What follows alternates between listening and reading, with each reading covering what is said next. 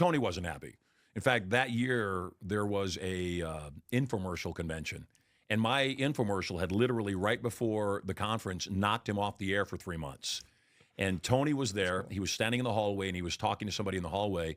And I walked up very politely, very respectfully, and I stood beside him, waiting for him to finish his conversation with the person he was talking to. And they finished the conversation, and I said, "Hi, Tony, Marshall Silver." He said, "Oh, nice to meet you. What do you do?"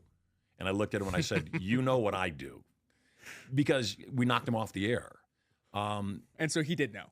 Of course, he knew. But my point in that was his program called Personal Power.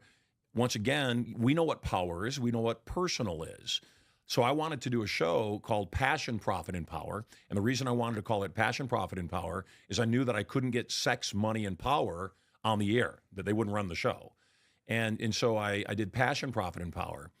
When I went to do the infomercial, I pitched the show to over 100 different producers and distributors, and most of them said, "You can't do a show that broad.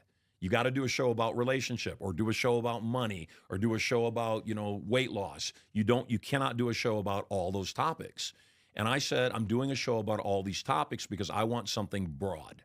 And I ultimately know that somebody that figures out money usually can figure out relationship, usually can figure out health, and vice versa.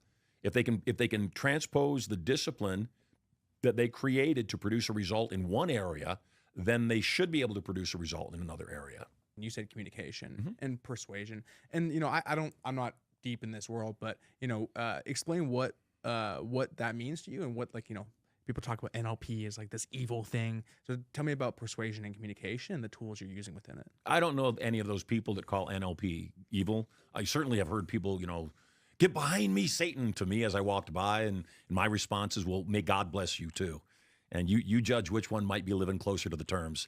The thing about NLP is the study of two guys named Grinder and Bandler as they observed a hypnotist named Milton Erickson. And so they took a small portion of Milton's work and they created this thing called NLP. NLP is a classic example of marketing. The whole thing behind Grinder and Bandler is they didn't come up with anything new. NLP's got nothing new inside of it. What they did, though, was packaged it differently. You mentioned earlier, people like acronyms.